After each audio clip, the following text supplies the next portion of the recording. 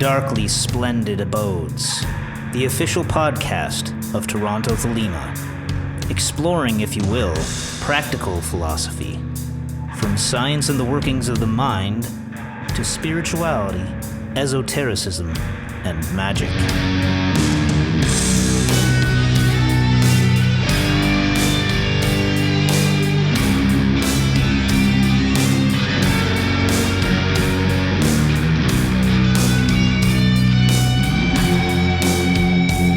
Stooping down, dipping my wings, I came into the darkly splendid abodes.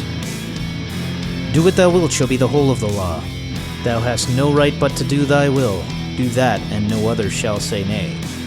The will of the individual is central to Thelema, but does the personal will take a back seat when you're required to devote yourself to caring for someone else, or when others are dependent upon you? Today, my guest and I will be discussing Thelema in the context of such relationships.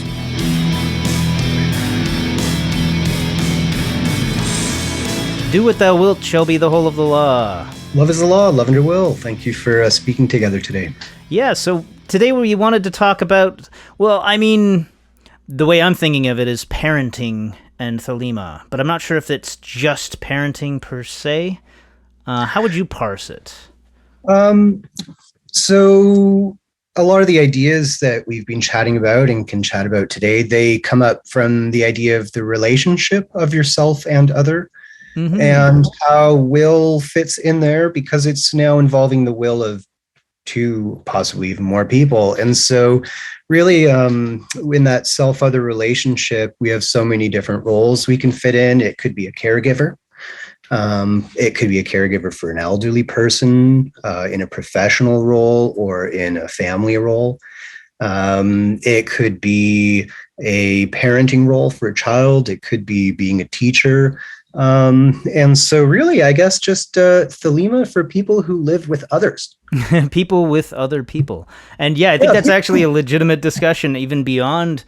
this is the obvious first place for it, like you're saying, the family and caregiving and educating and this sort of thing. But even just the question of being in a group versus being a quote-unquote lone wolf is a big question in Thelema, I think, or at least something that people will probably tend to have on their minds. So about the idea of the lone wolf, it's certainly something that I can relate to. We're both Aquarius, we found out. And so with that, there's something about the independence, the autonomy. So on top of that, people who tend to go into an interest with magic, specifically not just occultism, where it might get more just on the bookshelf, but magic, assuming people want to practice something, it can be tied up with the self-help angle. It can be tied up self-development, the optimizing your potential. And so when you're into optimizing who you are, there can be a lot of self-centeredness, a lot of self-focus, a lot of self-orientation. And so things can become complicated here, considering the attitude toward the self existing in the world of a person who might be earlier in their path, compared to someone who might be an initiate, might be further along up the tree, who has been considering the idea of what does it mean to develop yourself, considering that from different angles. Just to wrap that up, the lone wolf might find they've just been spinning around in circles in their own self-pursuit after a while. And how small or how large can that circle be if it's just circling around yourself and your own interests? There gets to be a point where you might realize you're actually just chasing your own butt. And how far can that take you? And so if that circle is quite small and limited, but you're trying to develop your own potential and you feel very comfortable just by yourself doing it the way that you figured out, it's a big question. How much capacity do you really truly have? How much capability do you have? And is it possible that your next step actually involves learning to work with other people? That seems like a very important question, because it is a lot easier, and it's also appropriate at the right times to take yourself away and separate yourself in order to work on yourself and in order to essentially create a laboratory in which you have some kind of semblance of control over the elements that you're working with. I mean, this is obviously part of the alchemical process, really. But as you're saying, a big part of that process is then also to come back into interaction with others and that sort of thing. And that's not an easy thing to do, as much as it may seem, noble to go off and be by yourself. It's probably going to be an oscillation. You're probably going to need that isolation for periods of time, and then coming back and actually bringing what you've learned or what you've developed back into society with you, and then going through the alchemy of dealing with other elements around you that you have no direct control over. That's a whole new stage in the game. Are you familiar with the author and psychologist Robert Keegan? He's written a book called The Evolving Self. This sounds familiar, but no, not directly. Because what you're saying is directly the exact model that he is writing in. And I've discovered him only a few months ago, but he's certainly become a really big cornerstone for my own thinking and next steps. And so I'll give a little bit of a summary of the book I've read by him.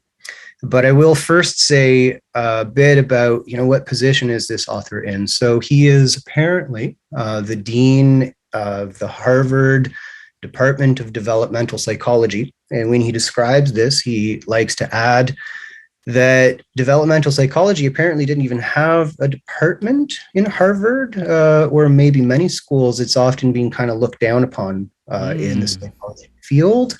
And so the next thing is, why would I reference his academic stature? I love reading. I've read a lot of books from You say you're an Aquarius. And I started to really appreciate the position where a person's coming from, because as a person who's done thousands of hours with different patients or clients or people who are seeing him as a therapist, but also educating and teaching, this is an individual who has a very informed perspective. I've read the book by him, so I'll try and just relay what I've read. So what he believes is that we are an evolving creature. We're an organism that exists as an individual, but in an environment. And the individual and the environment are actually participating together in the process of evolution. Process of evolution very specifically requires developmental stages of learning how to separate and then learning how to integrate. This can be really clearly related with the tree, where people can be separating, or like the solve and coagula. So you bonding together on one side, you have Venus as this connection with the other, as the belonging in a group, as the culture of art, etc. You have Jupiter above this as law and tradition, and the whole very idea of joining into an existing group and taking up the memory of what's been there before. But you also need within that organization to have some kind of new growth, new development. So then you end up with your sulfur side of things, so that the salt, that fixed pattern, doesn't become too fixed forever. It can be broken up to be given new life, or to clear off the extra husks and the extra, crud that's building on it. Going back to Keegan, a baby starts out and they are just existing. They don't even necessarily have a sense of themselves as separate from anything else. This is like your New Wheat chapter of Liber Hell, where it's one and one and one and maybe none, because you identify an object. Yet the baby starts to recognize things like its mother, who, there's the classic thing of good breast, bad breast. Oh, the mom's here and they're so enjoyable and now they're gone. I'll mention in our more modern age with baby formula, it could also be that dad is here or gone. It's the caregiver. Mm-hmm. the person. But then the child is integrated with that. And then after a while, it starts to recognize things like its feeling of hunger or that twitch in its arm as it jerks out in spasms because a baby's learning to recognize its nervous system. It starts to recognize those things. So they become an object that seems to be outside of or separate from the baby. So what happens in Robert Keegan's model is at each stage, your former identity now becomes an object outside of yourself that you can actually speak of, think about, and navigate with. Mm-hmm. And so as you develop your consciousness, what you have identified with as yourself now becomes not you. It was a tendency of that phase of development. So what happens in the development is the baby needs to start recognizing, oh no, those reflexes, etc., are not me, and it separates from them. Then at some point it needs to develop an ability to play with others. It needs to be integrating. It needs to become part of a group. And babies very children, young children often go through this thing where there's stages of play. And a younger child can do what's called parallel play. Well, they'll be with a child of their own age and they'll each be playing beside each other, but they're not really interacting. And so there gets to be a point where they actually start to take on roles. Mm-hmm. And now they are together performing those roles. So then what happens is the role starts to be seen as outside of yourself and you're separating again.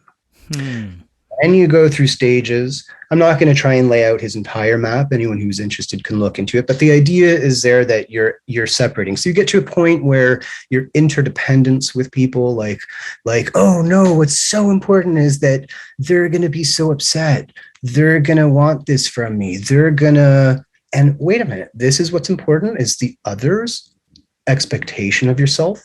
So people can actually exist in a form of consciousness where the way that they're thinking happens, the priorities that they have, the images they form in their mind of what happened or what's going on. These things can all be framed as if they're seeing themselves from outside. That's really interesting. They're seeing themselves like, oh no, what my teacher thinks of me. Oh no, what my mom thinks of me. Oh no, what my friend thinks of me. And so it's possible that to become an adept, much like in this stage to become an adult, or in this model to become an adult, there is a process of finding that center within yourself, where it is you yourself who's navigating through the various different experiences. And so on the tree of life, you have Tifereth once again centered. And to think about that, it's being centered in Yesod, it's being centered in Malkuth. And so anytime you're entering that centered consciousness, but then you can veer away, like, now I've got to get more into defining myself in contrast. Mm-hmm. How am I different from others? And then you go, wait, how am I similar? How am I in common? So anyways, I think there's some food for thought in that. That's really cool. It's the whole idea of like seeing things in a subjective way versus seeing things in an objective way.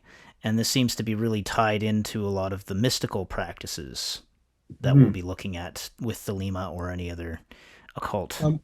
There is something I'd like to add to that, which is that in this model, there's also a deep recognition of the role that the caregiver would be giving. And I'd say caregiver this way as in the person who might be there, like, I'm the adult and I'm here with the child. I have to be responsible to some degree because I've been around more.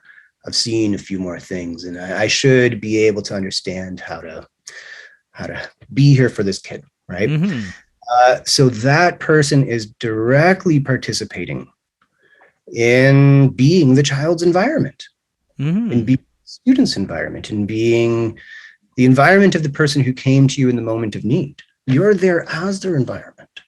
And so you are being changed by the experience as well.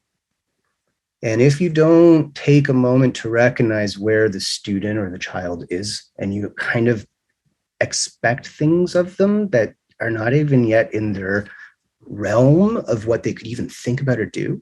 Like, I'm not going to ask a 2-month-old baby to start jumping up and down. It's just not capable. And so there needs to be a recognition in yourself of what the other may be even capable of, or what their form of consciousness might even be. Mm-hmm.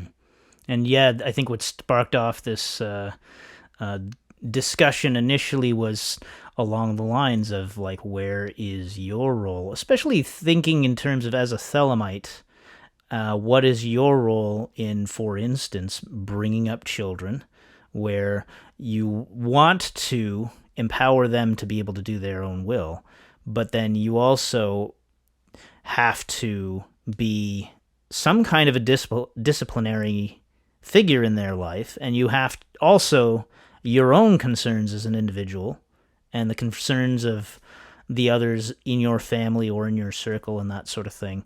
So it's a bit of a more dynamic interaction than just something as simple and straightforward as, oh yeah, I want to raise my kids to be able to do their own will, which is wonderful to say, but it's putting it into action is a different experience. Certainly.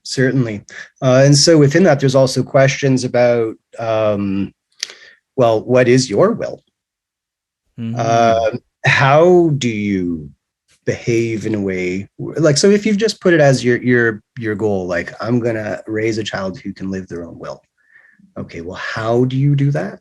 Mm-hmm. And that's what a lot of the existing literature about education in Thelema, that's really its focus, is how do you approach, like, what's your philosophy of teaching? And so another angle, though, that I've noticed isn't yet explored as much is, what does it imply for you yourself as the teacher? So I think actually, it might be worthwhile to ground this in just the most basic precepts of Thelema. And do what thou wilt shall be the whole of the law. Love is the law, love under will. And in a chat earlier, you suggested, thy hast no right but to do thy will. Mm-hmm. I don't remember the exact wording, but something like do that, no other shall say nay. Mm-hmm. And doing, I mean, this might seem like, for instance, if you found yourself in a position where you are becoming a caregiver, or find yourself in a position where you are expected to be a caregiver, or stuck in a role of being a caregiver, or whatever the case may be, you could be looking at things in terms of that self-centered aspect, which isn't necessarily a bad aspect, and weighing that against the feeling that you are giving up yourself by having to give care to somebody else, or take care of somebody else's needs and that sort of thing. It's like a one or the other kind of situation in your mind. That could be the situation that you find yourself in. And if we look at the idea of thou hast no right but to do thy will, do that and no other shall say nay. This doing your will, at least in Crowley's estimation, is not such a simple thing as just doing what you want, of course, as we know, and it's not as simple as just being selfish. It requires a lot. Like, he really emphasized the discipline, the self-discipline that came with being able to do your own will, and even to discover what your will is without just lying to yourself or deluding yourself or anything like that. Mm-hmm. A term that can fit for Crowley's sense that you need to understand who you are and keep checking in. A good term might be equilibrating, because it is perpetually checking in. So you yourself are going to be going through different stages of growth and change as an individual. And so in some rituals, like, for example, the Golden Dawn ritual, there's a purification in the temple. And this can be approached in a psychological way. I do want to add, just as a bit of a tangent, I've been pretty interested in ancient histories recently, and I've been reading up about the priests of ancient Egypt and what the actual temple practices were like. And apparently there was, and there still is in temples around the world, a purification process. But it seems to be a physical process because dust is accumulating. There's a physical sculpture, shrine that's there, the material form for the god's embodiment. Mm-hmm. And there's physical cleansing away. There's a physical changing of the clothing because dust and grime can accumulate. And so in our modern readings, it can be interpreted a lot more psychologically as you going into your pursuit as a teenager, had ideas about what it's going to be, had needs. And as you get further along, the ideas that you had and the needs that you had could become old and outdated. And so there needs to be a purification process if you're going to keep responsive to life instead of reactionary because of holding on to these old ways of being. Mm-hmm. So the purification happens. Now imagine a person has started a teaching career and they've been working towards this, and now they're there, they've made it, they've got it. Well, they're so deep into it, they don't even notice what's happening. But after a while, once they've gotten into it and they're in a groove, they might have the moment to take a breath and look around and then get the sense, where am I? The me that wanted to get here has just been lost in the activity of this constant motion. The struggle has been constantly churning away. But now that I can rest, I'm in a moment of pause, I can look back a little and I don't know who I am anymore. Because in this type of job, it's so focused on offering to the other people. It's so focused on anticipating what their needs are. And so that your own self can disappear. Mm-hmm. So if that gets combined, I'll share a little bit of my own life circumstances because I've been a teacher now for 15 years professionally. And before that, my resume had a lot of teaching on it that I didn't plan for, but those jobs kept coming my way. So I've probably been teaching professionally now for about 22 years, but a full-time career teacher for 15. Mm-hmm. And I've also got two daughters. So the first is now 4 years old. So for the past 4 years, I've been in a situation where very, very quickly, because I had kids a little bit later in life, and then the home that we were in was going to have a lot of condo construction around it, and we had to move. It was everything all at once. It was moving with a pregnant wife and I want to root this now in Crowley, in the introduction to the theory of magic. So magic in theory and practice, you get your chapter 1. Okay, magic's the art of causing change in conformity with will. Then it goes on. It's like you can change any object. You just got to make sure that the object is understood for what it is and that you're applying the right kind of force in the right degree in the right direction. Mm-hmm. Well, I'm not going to ask a pregnant woman who's a month away from having children to lift heavy boxes. It's not suitable for a variety of reasons. And so it's a type of situation where you have to think about who are you here and what is it that your role is? What do you offer? And my role in that situation was to be the muscle. And so it's like tons and tons and tons of stuff going on. Okay, well, think about my ideal magical practice. I'm sitting in the temple on top of the mountain, and it's a huge open sky, and I'm surrounded by marble pillars, and I've been meditating for the past 3 months leading up to this moment. Anyone who interacts with me is because I wanted to. I don't really have to. I just have it all my own way, right? I'm just a perfect ascended master in my own little world of what? Like, who has that? So you exist in this reality. And so being there now in this position where it's like, okay, I've just finished my day. Well, how did my day start? I wake up pretty early. Well, my daughter would always find a way to wake up a bit earlier. There's just a difference about being dragged out of bed versus having woken up early. So the day starts about someone else being there needing me. Mm-hmm. And what I would try and do, because I was resisting the needs of the other. I was resisting accepting my role as a father, in which I inherently am there in a caregiving role for the other, or I'm a father who had a kid and wasn't involved. Which one do I want to be? I guess I still have the choice. One of the two might be my will. If I've grown up in a long line of fathers and grandfathers who, conceived and then wasn't around, that might be my model. And I got a question on a genetic, social, psychological level. Is that my will?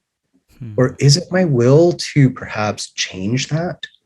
Because who am I to say that that way of living is inherently wrong and inherently bad?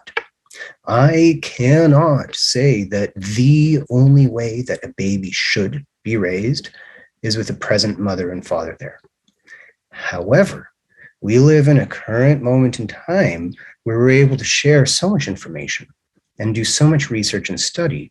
And I have that information available to me. And all of the information says that there's a massive difference in the life of children if they can witness the relationship between two healthy adults who take the time to communicate with each other and consider that child as a participant in the relationship together.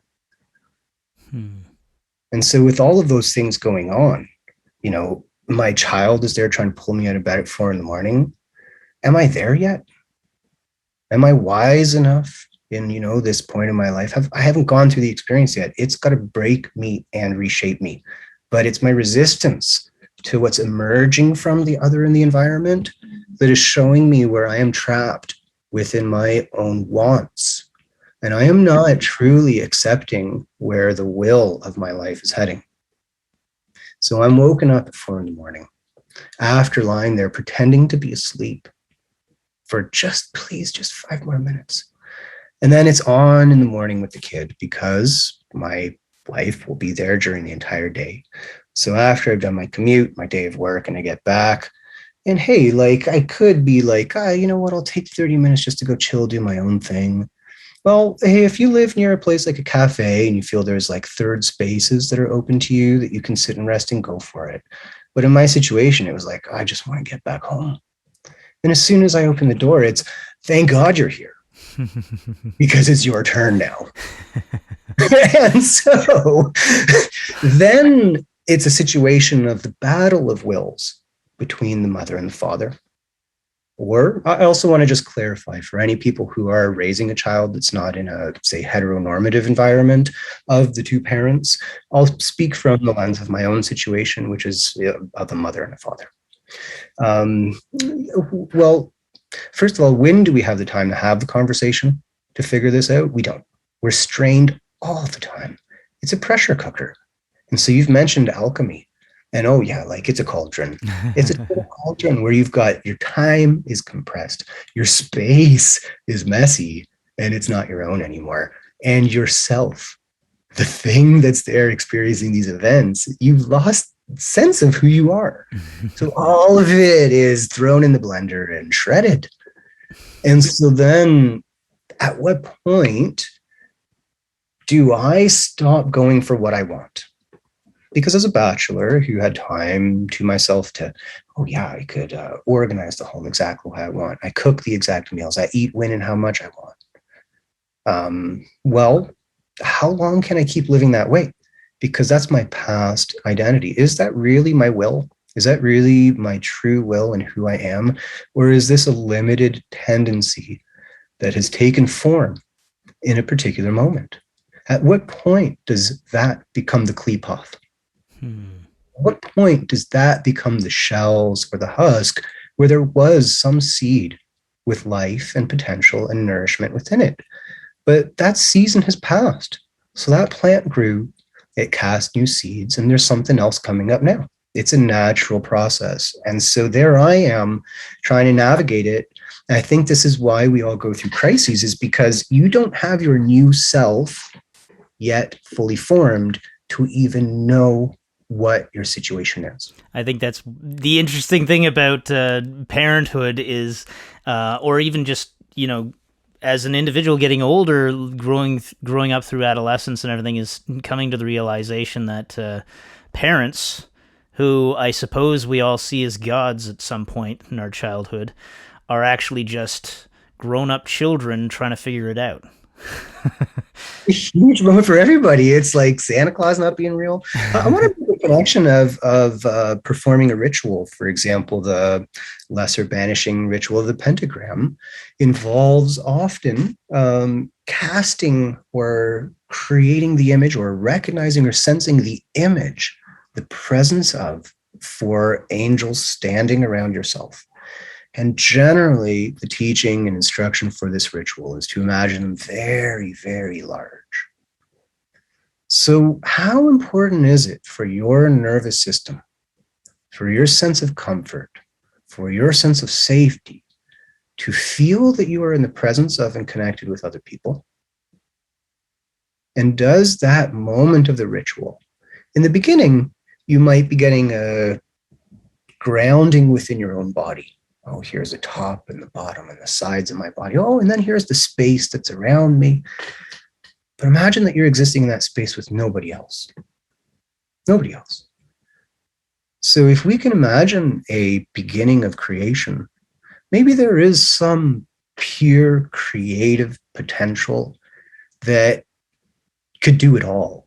It's everything. But how much potential are you truly expressing without the existence of an other? Mm-hmm. Then what is your experience with and of and perception of that other? Mm-hmm. Are you two equally others to each other, or are you the creator and they're always your mirror only? And so that can unfold and unfold and unfold. But if you were just there, oh, here's my body, here's the space. At some point, there needs to be the other around you. And so in that ritual, if those others are created as very tall, gigantic beings, isn't it maybe that feeling that you're missing from when you were that little kid and everyone was so big and giant? And so there could be something in there of just offering images to your psyche to orient yourself, to recognize yourself. And these might be things that are inbuilt in our being. And so there gets to be a point where we need to think, okay, what is my will? Do what thou wilt shall be the whole of the law. So you have to know what your will is. And if you are a creature that inherently exists amongst others and with and in relationships with others, there can be a certain element in your magical growth to develop an enriched capacity of relating with that other and those others. Mm-hmm. I'm reminded of a book called I and Thou by Martin Buber, which I believe is a pretty influential seminal text in modern Kabbalah studies.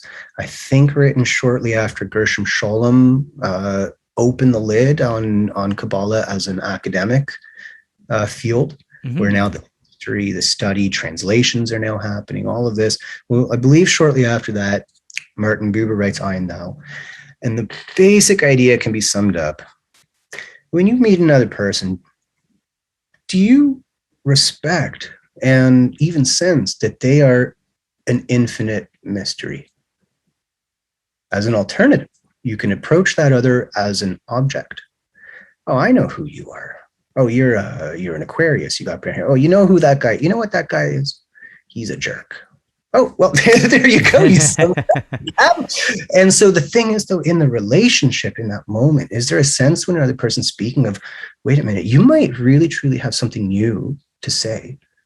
And so I'm listening receptively and grateful for what you're offering in this moment. Or is it more like, yeah, okay, let me have my turn. I already know what you're going to say. I already know waiting for your turn to speak. So what level is the other objectified?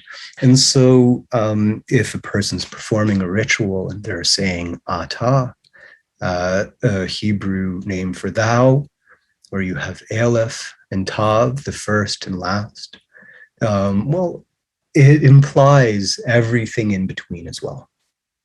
And so to have that name to approach and engage with another person as thou, not you. I know who you are. It's like the holy possibility. And so AI spun out quite a bit there, but we had an original.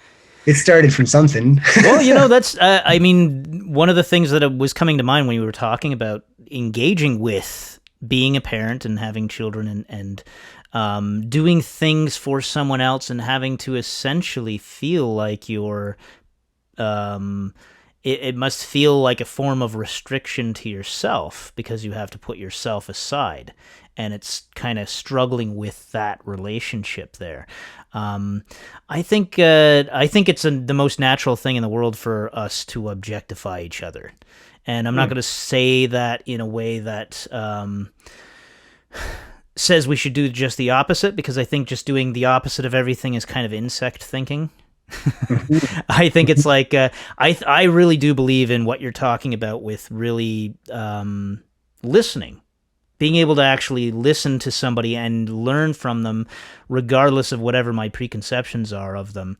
And I think that, for me, it comes from more of a place of legitimately being interested in finding out. It's like, it's sort of the writer syndrome. There was a time when I really believed I was going to be a writer or something like that. And I think just being an observer, being that person who's listening and absorbing things. So, like, if I'm talking to you, listening to what you have to say and really trying to understand your experience of it, rather than just making my assessments and thereby objectifying you and that sort of thing. Thank you for sharing that, because that's a lot of food for thought about the idea that we have to objectify others. And I appreciate that it would be okay, imagine a person says, no, the whole goal is you always have to think of the other as an infinite mass of potential. And you can never. Okay, so when you are ordering a coffee and you're placing, something off the menu, please, do you want to objectify? Because we're there for a specific role. And so here's a challenge for a teacher or a parent, is there are those teachers who don't necessarily have a sense of themselves as a cog in a machine. Like, I am here and I am the whole universe, and oh geez, like the admin isn't giving me that perfect timetable. I can't believe that I have to serve the needs of the organization and institution that existed here before myself. But I had all my own preconceived ideas about what it's supposed to be, and I want it to be the way I wanted it to be. I can't go there and have these disillusioning realizations that I'll accept. No, I'm going to change it to be my ideal. At what point do you go, no, I'm here to be in this role? So the objects thing, again, I relate back to Crowley with the introduction to Magick, because I realized at some point, if you're applying the proper degree of force in the right direction, well, imagine I'm with the caretaker in a building, and I'm trying to ask them to have some architectural renovations done. I should maybe check in. How much access and control do they have over the budget? How much experience do they have with architecture and engineering? And who is going to listen to them in the chain of command to make these things happen? So if I walk through life just indiscriminately projecting whatever is on my mind at whoever's close and available, it's a big waste of energy. Yeah, so you know what?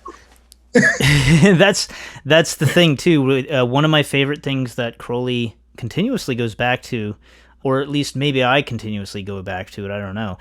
You were pointing out, you were directing me to some of the chapters in Liber Aleph for this discussion, and one of them is the one where he's talking about, in the body, every cell is subordinated to the general physiological control.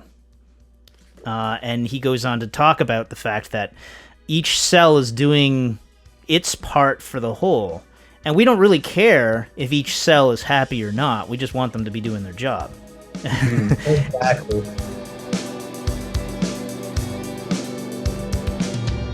Thank you for joining us. Look for Toronto Thelema on Instagram, Facebook, and YouTube. Watch for events in the city. And join us again in the darkly splendid abodes.